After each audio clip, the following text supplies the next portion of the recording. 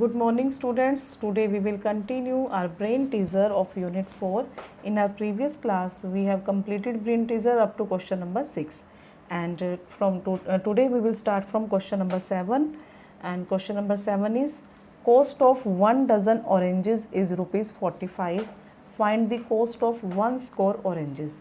This questions belongs to unitary method. आप सभी को याद है unitary method. There are 2 steps in unitary method. In first step we divide by dividing we get the value of one article or one unit, and after then by multiplication we get the value of more than one article or unit. So in this question, firstly here cost of 1 dozen oranges is rupees 45. 1 dozen oranges की cost यहाँ given है और we have to find the cost of 1 score oranges. तो firstly both the units are different. जो oranges हैं, number of oranges हैं, उनकी unit है वो डिफरेंट है. एक पहले तो हमको गिवन है कि 1 dozen oranges and 1 score oranges की कॉस्ट फाइंड आउट करनी है और गिवन है 1 डज़न ऑरेंजेस की कॉस्ट. तो हम इन दोनों की यूनिट को सेम करेंगे. ऑरेंजेस, नंबर ऑफ ऑरेंज, इसको डज़न को हम किस में चेंज कर देंगे? नंबर्स में. जैसे कि 1 डज़न में कितने होते हैं? How many oranges are there in 1 dozen? 12 oranges. And number of oranges in 1 score 20. 1 score में कितने नंबर्स होते हैं? 20. और 1 डज़न में नंबर ऑफ आर्टिकल्स कितने होंगे? 12. तो पहले हम फर्स्टली उसे राइट कर देंगे. 1 dozen is equal to 12 and 1 score is equal to 20. अब हमारे पास ये नंबर्स जो है ये हमारे पास सेम हो गए. गिवन क्या है कि 12 ऑरेंजेस 45 रुपीज़ के हैं और 20 ऑरेंजेस की कॉस्ट फाइंड आउट करनी है. तो बेटा एक चीज़ आपने ध्यान रखनी है इस क्वेश्चन में कि जो चीज़ हमको फाइंड आउट करनी होती है उसे हम इक्वल के बाद में राइट करेंगे.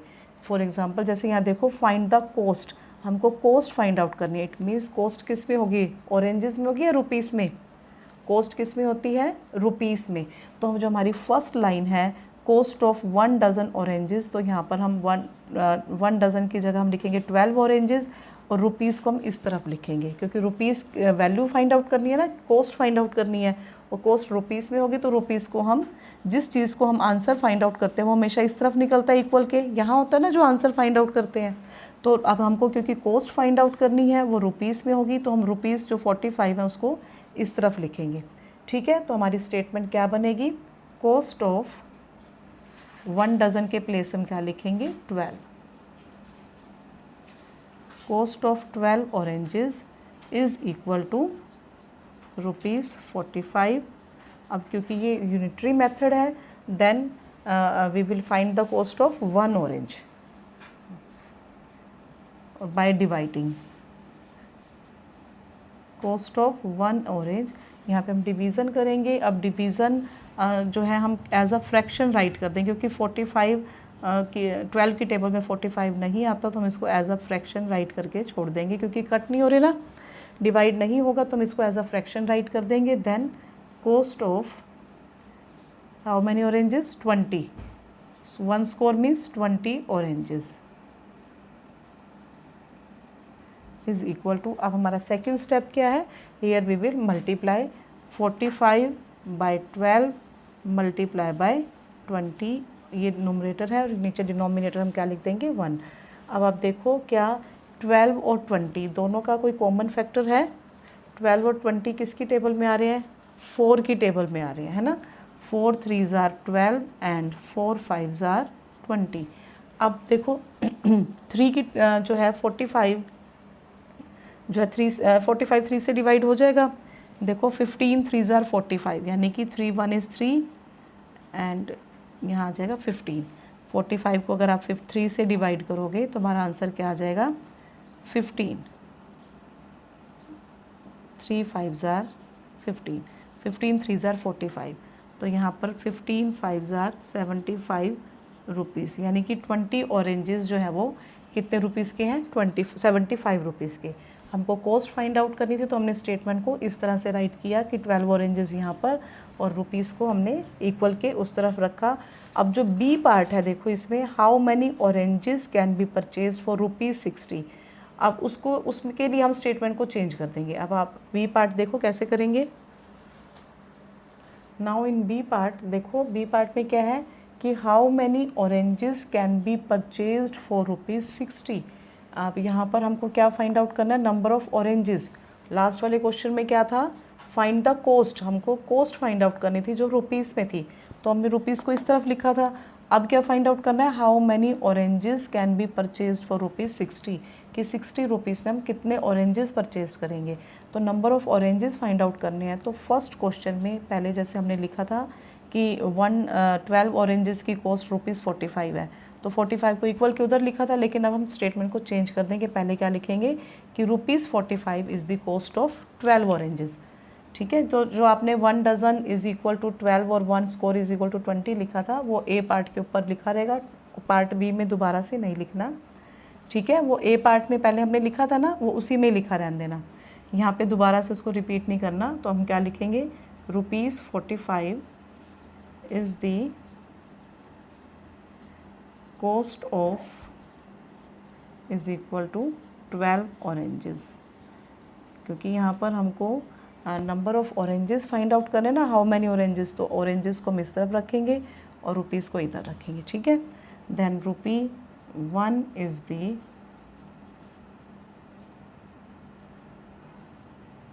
कॉस्ट ऑफ, क्या करेंगे यहाँ पर 12/45, डिवीज़न होगी नहीं इसलिए इसको एज अ फ्रैक्शन करके छोड़ देंगे। Then ₹60 rupees is the cost of, यहाँ मल्टीप्लाई करेंगे 12/45 मल्टीप्लाई बाय 60/1। अब देखिए 15 का टेबल आता है सभी को। अब 15 के टेबल के जो है 45 और 60 का कॉमन फैक्टर क्या है, 15। 15 3s are 45 and 15 4s are 60, then 3 1 is 3 and 3 4s are 12, 4 4s are 16 oranges, यानी कि 60 रुपीज़ में कितने ऑरेंजेस आएंगे, 16। क्लियर हो गया बेटा सभी को। Now come to question number 8। Cost of 5 pizzas is ₹725।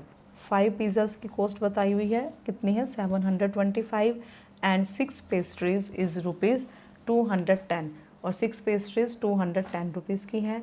If I want to purchase 3 pizzas, कितने पिज़्ज़ाज खरीदने हैं, 3 पिज़्ज़ाज खरीदने हैं, और 12 पेस्ट्रीज लेनी है, हाउ मच शुड आई पे, तो इनकी कॉस्ट क्या होगी। देखो इस क्वेश्चन में पहले हमको 5 पिज़्ज़ाज, इसमें देखो यहाँ पर इसने काफ़ी इंटेलिजेंट है ये क्वेश्चन, जब बुक में जिसने क्वेश्चन लिखा उसने इसके 2 पार्ट्स नहीं बनाए। जैसे पहले हमको ए और बी पार्ट दिए हुए थे ना, इसके 2 पार्ट्स नहीं बनाए, एक ही पार्ट में हमको फिर से 2 ही क्वेश्चन दे रखे हैं। यहाँ पर भी 2 ही क्वेश्चंस हैं। पहले आपको क्या करना है, 5 पिज़्ज़ाज की कॉस्ट गिवन है, फिर हम उसको यूनिटरी मेथड से 1 पिज़्ज़ा की निकालेंगे एंड देन 3 पिज़्ज़ाज की निकालेंगे कॉस्ट।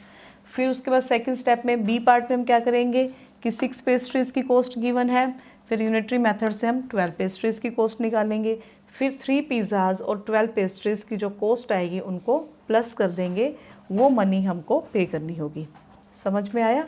यहाँ पर यूनिटरी मेथड ही है, लेकिन यहाँ पर क्वेश्चन 2 क्वेश्चन को एक ही क्वेश्चन में डाल दिया। पहले हमको क्या बताया कि 5 पिज़्ज़ाज की कॉस्ट बता दी और 6 पेस्ट्रीज़ की, और फिर हमको क्या फाइंड आउट करना है, 3 पिज़्ज़ाज की कॉस्ट फाइंड आउट करनी है और 12 पेस्ट्रीज़ की करनी है। तो हम क्या करेंगे, तो यूनिटरी मेथड से दोनों क्वेश्चंस को अलग अलग सॉल्व करेंगे, फिर उन दोनों के आंसर्स को प्लस कर देंगे। सो बेटा here is the solution of question number 8। Firstly we will find the cost of 3 pizzas by unitary method. तो cost of 5 pizzas is equal to, क्योंकि हमको यहाँ 3 पिज़्ज़ाज की कॉस्ट फाइंड आउट करनी है और कॉस्ट किस में होगी, रुपीज़ में होगी, तो हम रुपीज़ को इस तरफ रखेंगे और 5 पिज़्ज़ाज को इस तरफ रखेंगे, क्योंकि काफ़ी बच्चों को कन्फ्यूज़न होती है कि हमको स्टेटमेंट किस तरह से राइट करनी है, कि इधर रुपीज़ रखने हैं या पिज़्ज़ाज रखने हैं। ठीक है, तो आपको ये कन्फ्यूज़न दूर हो जाएगी। आप ये देखो कि आपको क्या फाइंड आउट करना है। अब आपको क्योंकि 3 पिज़्ज़ाज की कॉस्ट फाइंड आउट करनी है और कॉस्ट रुपीज़ में होती है, तो हम रुपीज़ को इस तरफ रखेंगे इक्वल के राइट हैंड साइड में। तो cost of 5 pizzas is equal to ₹75, then cost of 1 pizza 725/5, 5 divide करेंगे तो आपको सबको डिविजिबिलिटी रूल याद होगा कि डिविजिबिलिटी रूल में जब भी वंस प्लेस पे 5 होता है तो 5 से डिविजिबल होता है, तो 725 5 से डिवाइड हो जाएगा। तो हम आप इसको रफ पर डिवाइड कर सकते हो, तो हमारे पास आंसर आ जाएगा ₹145। Then cost of 3 pizzas. अब वन पिज़्ज़ा कितने का है? 145 का। तो 3 पिज़्ज़ाज़ की कॉस्ट फाइंड आउट करने के लिए हम इन्हें मल्टीप्लाई करेंगे, then we get the answer 435। ये फर्स्ट पार्ट कंप्लीट हो गया। अब सेकंड पार्ट में हमने क्या करना है, पेस्ट्रीज़ की कॉस्ट फाइंड आउट करनी है 12 की, और गिवन कितनी है? 6 पेस्ट्रीज़ की कॉस्ट गिवन है। तो cost of 6 pastries is equal to ₹210। क्योंकि यहाँ पर भी पेस्ट्रीज़ की कॉस्ट फाइंड आउट करनी है तो कॉस्ट रुपीज़ को हम इक्वल के दूसरी तरफ रखेंगे। Then cost of 1 pastry is equal to 210 divided by 6। 210 भी 6 से डिविजिबल है, तो अब यहाँ पर इसको डिवाइड करेंगे तो हमारे पास आंसर आ जाएगा 35। Then cost of 12 pastries is equal to 12 multiply by 35, that is equal to 420। अब आपसे क्या पूछा गया था, हाउ मच शुड आई पे, तो मुझे कितने पैसे पे करने चाहिए। तो टोटल मनी टू पे जो मैं पे करूँगी वो क्या मनी होगी, 435 और 420, इन दोनों को प्लस कर देंगे। ये 3 पिज़्ज़ाज़ की कॉस्ट है और ये 12 पेस्ट्रीज़ की कॉस्ट है, तो हमारे को कितनी मनी पे करनी होगी, ₹855। Now come to question number 9। Here we have to find the ratio. What is the ratio of the number of even numbers to odd numbers. हमको रेशियो फाइंड आउट करनी है इवन नंबर्स और odd numbers की from the set of natural numbers from 30 to 50। Means 30 to 50 के बीच में जितने भी even numbers आ रहे हैं और जितने ऑड नंबर्स आ रहे हैं उनको हम काउंट करेंगे और फिर उनकी रेशियो फाइंड आउट करेंगे। ठीक है, मैंने 30 to 50 तक सभी नेचुरल नंबर राइट कर दिए हैं। आप भी अपनी फेयर नोटबुक पर एक लाइन लगा दोगे और पेंसिल से ये नेचुरल नंबर 30 to 50 आप काउंटिंग राइट कर लोगे। ठीक है, अब हम यहाँ से number of even numbers count करेंगे। Number of even numbers means even numbers कितने हैं वो काउंट करेंगे। कहाँ से काउंट करने हैं, 30 से लेके 50 तक, यानी कि 30 और 50 भी बीच में लेना है। अगर ये लिखा होता ना बिटवीन 30 to 50 तो हम 30 और 50 के बीच के लेते। अब यहाँ पे लिखा हुआ है फ्रॉम 30 to 50, इट मीन्स हम 30 और 50 भी साथ में ही काउंट करेंगे। तो इवन नंबर्स काउंट करें तो इवन नंबर्स कौन से होते हैं, सभी को याद है कि जिन नंबर्स के वंस प्लेस पर 0, 2, 4, 6 और 8, वंस प्लेस पर 0, 2, 4, 6 और 8, यानी कि जो 2 से डिविजिबल हो या फिर उनके वंस प्लेस पर 0, 2, 4, 6, 8 हो, तो वो सभी क्या होते हैं, इवन नंबर्स।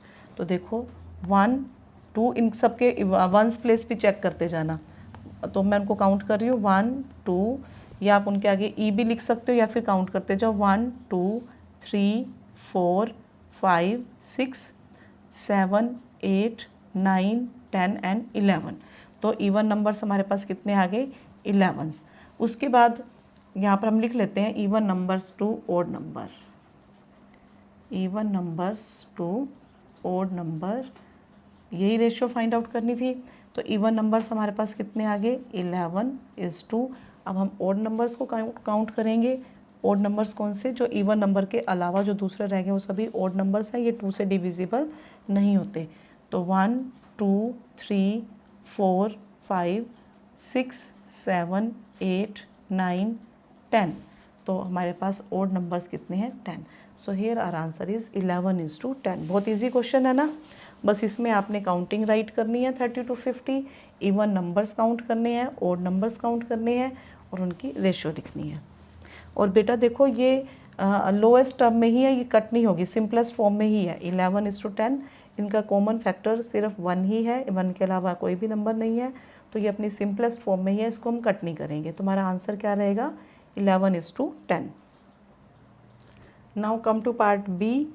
बी पार्ट में क्या फाइंड करना है कि what is the ratio of the prime numbers and composite numbers from the set of natural numbers from 1 to 20, यानी कि 1 से 20 तक जो नेचुरल नंबर्स हैं उनमें से हम प्राइम नंबर्स फाइंड आउट करेंगे, देन कंपोजिट नंबर और फिर उनकी रेशियो बताएंगे।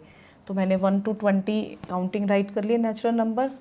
अब यहाँ से हम जो प्राइम नंबर्स हैं उनके सामने p राइट कर लेंगे और जो कंपोजिट नंबर है उनके आगे c राइट कर लेंगे।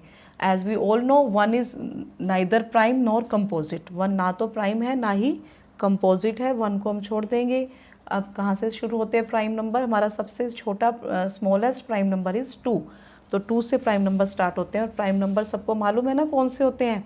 जो किसी की टेबल में नहीं आते, खुद की टेबल में आते हैं, और 1, उनके 2 ही फैक्टर्स होते हैं, एक तो वो खुद और एक 1।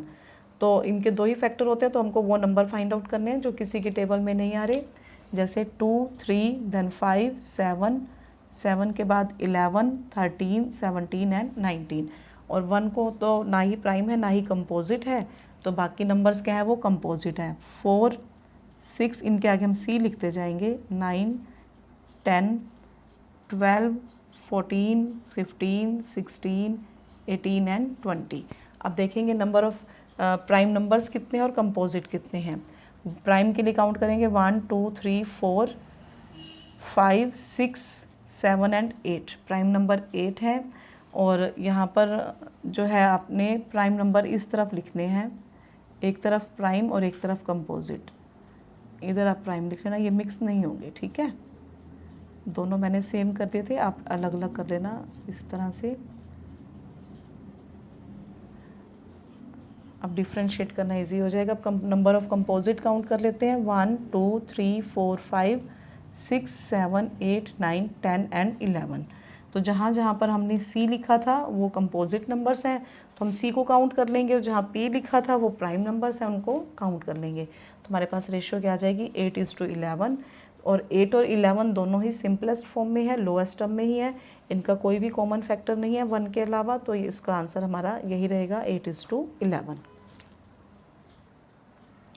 Now come to question number 10. The sides of two squares are in the ratio 5:7. Find the ratio of their areas. देखो 2 स्क्वेयर्स हैं और उनकी साइड्स की रेशियो यहाँ पे गिवन है 5:7, और हमको उन स्क्वेयर्स के एरियाज़ की रेशियो फाइंड आउट करनी है।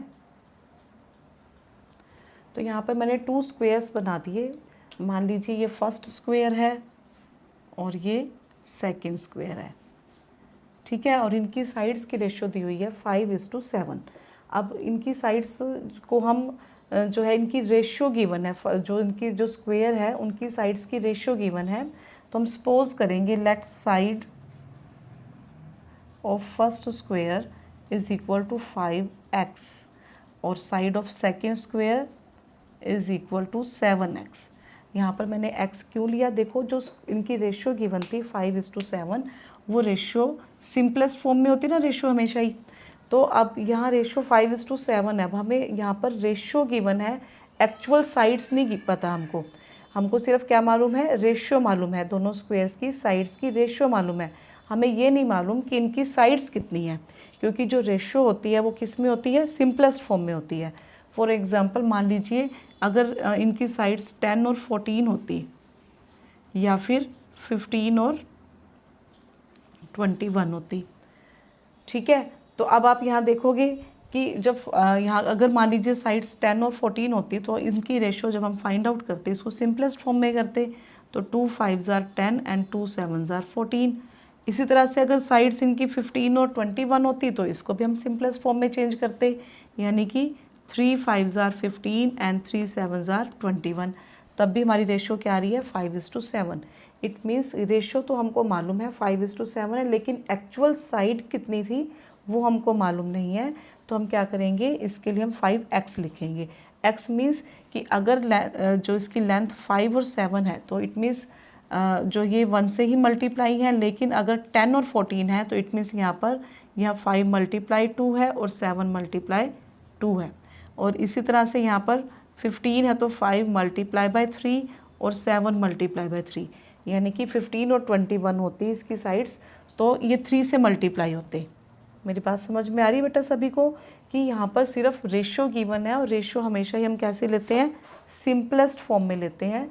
वो हो सकता है कि वो साइड 10:14 हो, यानी कि 5 और 7 को 2 से मल्टीप्लाई किया हो, और ये भी हो सकता है कि वो साइड स्क्वेयर्स की साइड 15 और 21 हो, तो इट मीन्स दोनों को 3 से मल्टीप्लाई किया हो सेम ही नंबर से।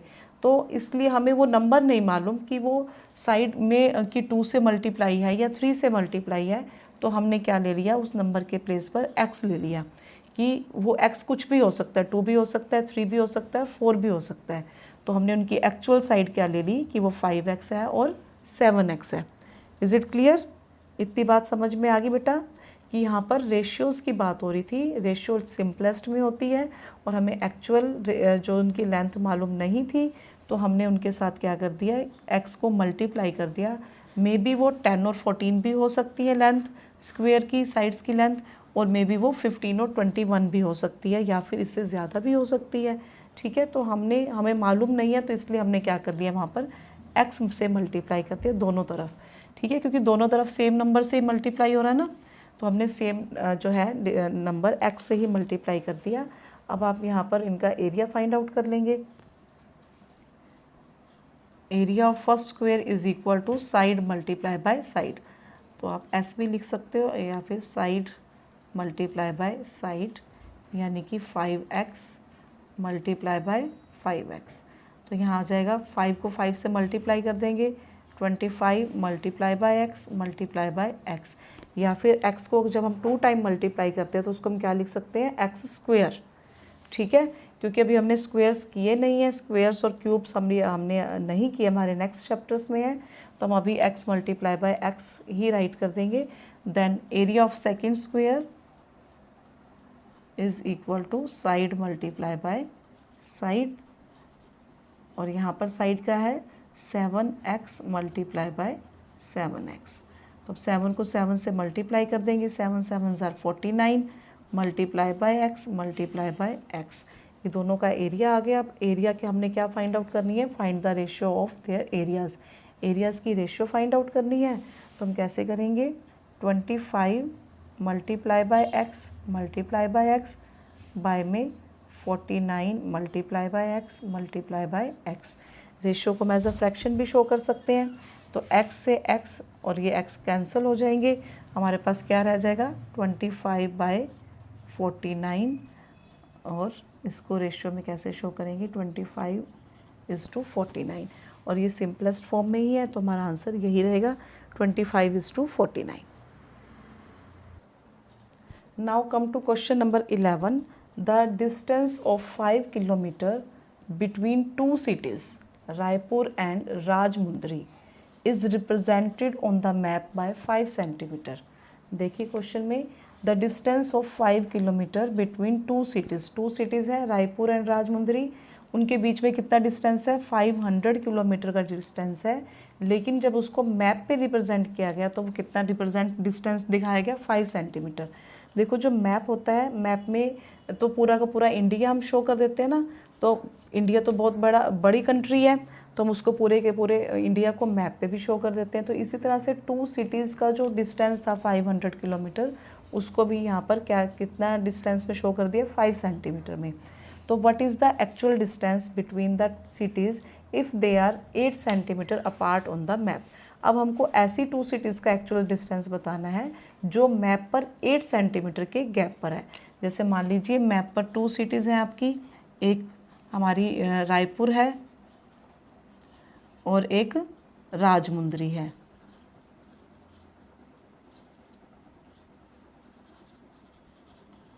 तो इनके बीच में जो एक्चुअल डिस्टेंस था वो 500 किलोमीटर था, लेकिन जो मैप पे दिखाया गया वो कितना था, 5 सेंटीमीटर। तो अब मैप पे तो हम चीज़ को छोटा करके दिखाएंगे, तो यहाँ पर हम उन 2 cities का एक्चुअल डिस्टेंस बताना है जो मैप पर 8 सेंटीमीटर के गैप पर है। तो आपको अब देखिए इस क्वेश्चन में क्या है कि यहाँ पर हमें 5 सेंटीमीटर को जो मैप पर डिस्टेंस दिखा रखा है वो एक्चुअल में कितना है, 500 किलोमीटर, और जो मैप पर 8 सेंटीमीटर है वो एक्चुअल में कितना है, वो हमको फाइंड आउट करना है। तो आपको ये क्वेश्चन किससे रिलेटेड लग रहा है, ये क्वेश्चन यूनिटरी मेथड से रिलेटेड है।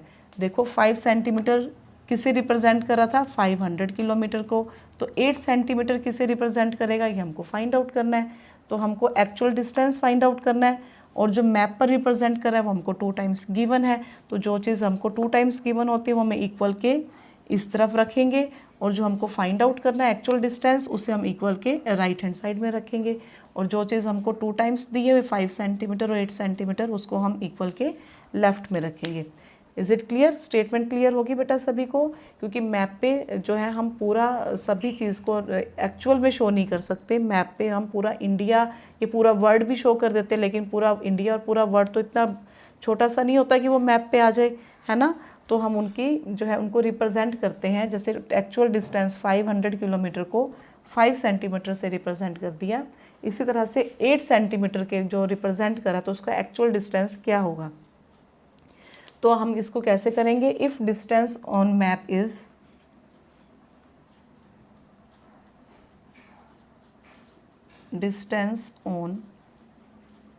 Map is 5 centimetre then actual distance is equal to 500 kilometre. अब जैसे हमने 5 सेंटीमीटर का, अब ये यूनिटरी मेथड से बिलोंग कर रहा है, तो हमको अब क्या फाइंड आउट करना है? 1 सेंटीमीटर का गैप जो है वो एक्चुअल किसे शो करेगा? इफ़